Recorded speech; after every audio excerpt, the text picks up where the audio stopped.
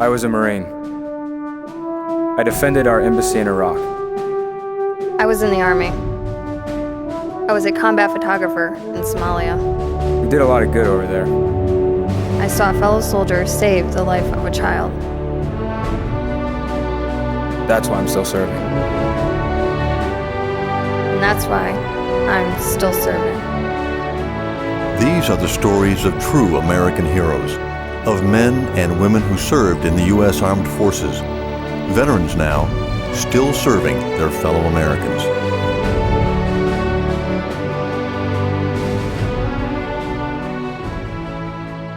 Hello, I'm Jim Benson with VA's Office of Public Affairs.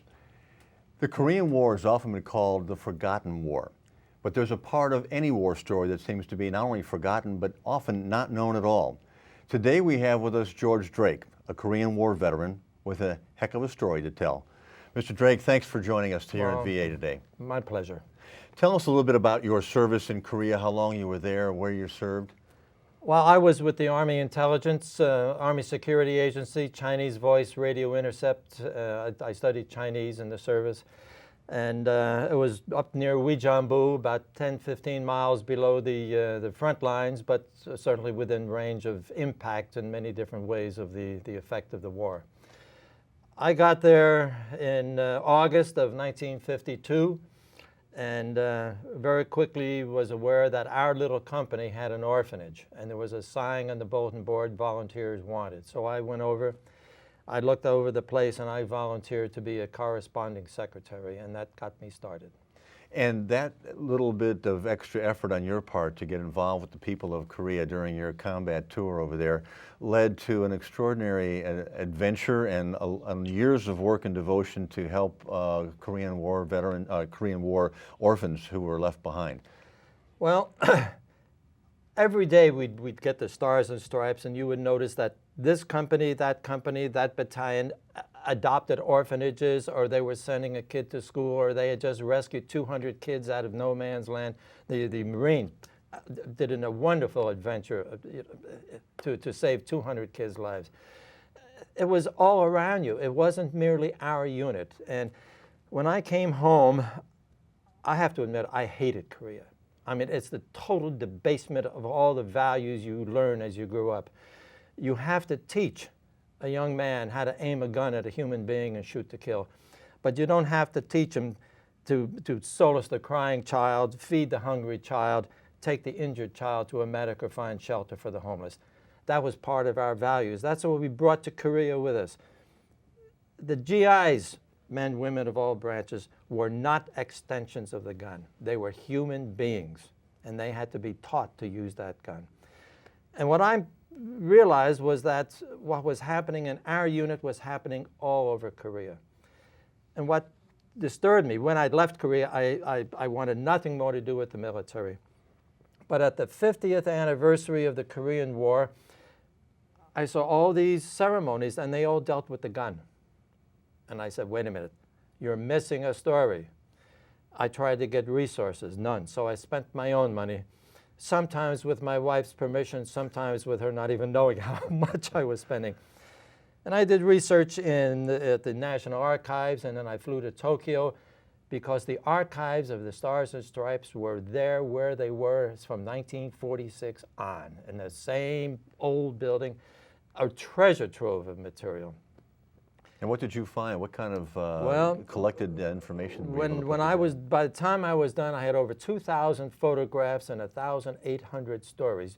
They can be found on my website, www.koreanchildren.org. 1,500 pages of that. Now, I'm a trained sociologist. My doctorate is in sociology and social organization. So I'm interested in group behavior. Not just this GI did that and that GI, but what did the collectivity do? And I tried to get the military, I tried to get even the American media interested. Example, I put together a photo exhibit of, from all these photographs that I had. We call it GIs and the Kids, a love story. The American Forces and the Children of Korea, 1950-54. We opened at the MGM Grand Theater in Las Vegas. We had gathered there men who had saved the lives of over 1,200 children. And we could not get one media outlet in America to cover the story. Like, who cares? You know, I couldn't understand this. Well, that was the 50th anniversary. This is the 60th anniversary. I was actually in Mexico City a couple years ago and having lunch with a friend of mine, the great Mexican sculptor Sebastian. And I gave him a copy of my little book called GIs and the Kids, a love story. And I gave him this little pamphlet showing the pavilion that we built, honoring the American servicemen for their compassionate aid to the children. And he said, I want to be part of that. Let me give you a little sculpture. And he actually offered me this sculpture. It's called Las Palomas. It's a stacking of doves, one on top of the other. The original sculpture was 9 foot tall. He felt it would be nice in the park somewhere near the pavilion. And I said, Sebastian, vamos a mandarlo a Korea. Let's send it to Korea. Let us put in Korea a Korean War Children's Memorial. And he said, good idea. So I went to Korea for another reason, and I called on the U.S. Ambassador, Kathleen Stevens. What a powerful, elegant, wonderful representative we have there. And she said, George, instead of dedicating it to the 10,000, the American servicemen for saving the lives of over 10,000 children, why don't you dedicate it to all the children who died in the Korean War? Would you believe? We are dedicating it to the children who died, to the 500,000 children who died in those 3 years in the Korean War. That's an incredible number. It's beyond one's ken. I mean, how can you imagine? To me, it's an indication of failed diplomacy. We cannot fail again. 500,000 children, north and south. I don't differentiate. The Koreans don't differentiate. They're all Korean children. But the armies went up and down, down and up and down and up 4 times, and they devastated that nation. You mentioned that this is an unknown story, and I'll tell you why. When I began, my office is in the basement of a building. An older man came in. Now, mind you, probably no more than 3 or 4 years older than me, but he looked a lot older. He said, what are you doing? And I said, I'm studying the relationship of the GIs to the children of Korea during the war. And he started to cry. Wiped his eyes finally, and he said, I have a Silver Star for bravery. The guy on my right and the guy on my left both got killed. I have 2 Purple Hearts, and my wife and my children don't know that I served in the Korean War because I have nightmares. I don't ever want to discuss it again. I don't have nightmares about battle. You expect that when you're in the service. I have nightmares about the children and what they went through, the sufferings that they had. No servicemen going overseas with the compassion for children that we have can look back on that without suffering. I don't want to discuss it again with anybody. Thank you for what you're doing, and he left, and I never got his name. Oh my. Servicemen in the Korean War, for the most part, don't talk about it. I'll give you an example. I went to a high school class, Veterans Day. They wanted to talk to a veteran, so I sat on the teacher's desk. What do you want? You got a live one here. Tell us war stories. I said, no, war is not entertainment. I am not here to entertain you. Let's get on with it. And I won't go into that. But yeah, it's taken 12 years, but it looks like now, while some of us are still alive, You're getting some attention. we're getting some attention. My point is, though, what we did in Korea was done in Vietnam, was done in Kuwait, is being done in Iraq, is being done in Afghanistan. Those same American young men and women are going overseas with these values, and they do wonderful, wonderful things for the civilians, and it doesn't get covered. That's the count and the tabulation that never seems to make it to the front It's page. collateral damage, or it's what's the term? It's not a command decision. Right. We did Unintended consequences. Pardon me? Unintended Yeah, consequences. but when the GIs were doing this, the officers allowed us to do it. They didn't tell us to do it. And I'll tell you, those GIs, they knew a little bit about midnight requisitioning.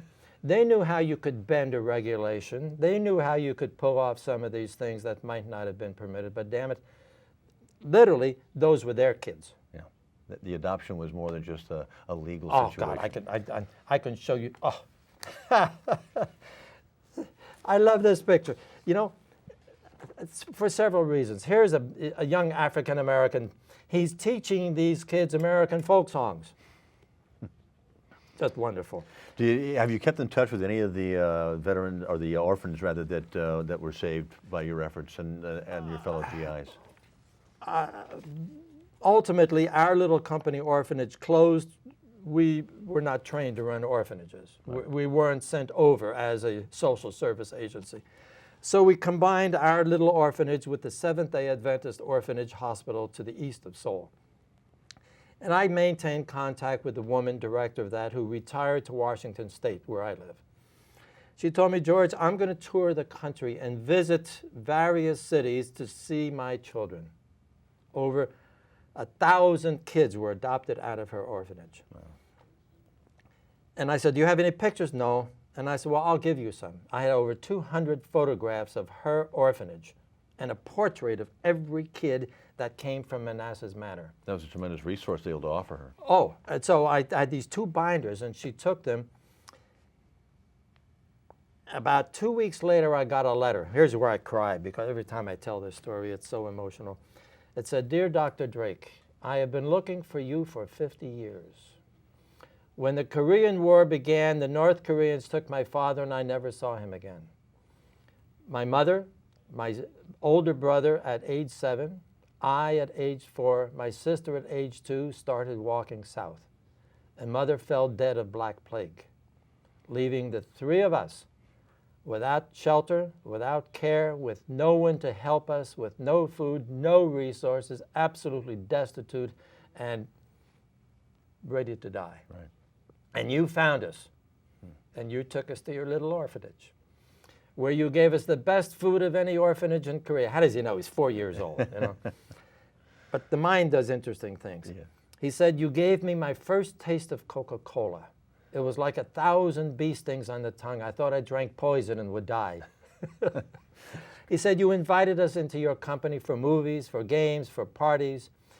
You taught us English. You took us to church on Sunday in the Army truck. How we loved to ride in that truck. We were kings of the world. What? Kings of the world? The orphanage was battered together with ammo crates and such, and you're kings of the world. But he said, you gave us more. You gave us hope. You gave us faith. You gave us encouragement to keep going. And he said, everything I am now I owe to you and the men in your company. I've got to see you. And I've now met 6 kids from that who said that I saved their lives. And I tell them, they're wrong. All of us GIs were 6 foot. All of us were white. All of us had the same khakis. And you're only 4 years old. But on behalf of all the other GIs that helped save the kids, I'll take all those hugs that they want to give me. Absolutely, yeah. Absolutely.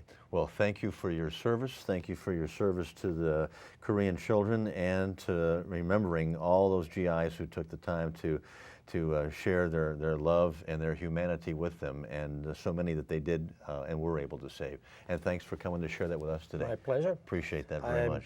You have a responsibility. Get the story out. We'll do that. And thank you very much for your attention here today. I'm Jim Benson for VA News.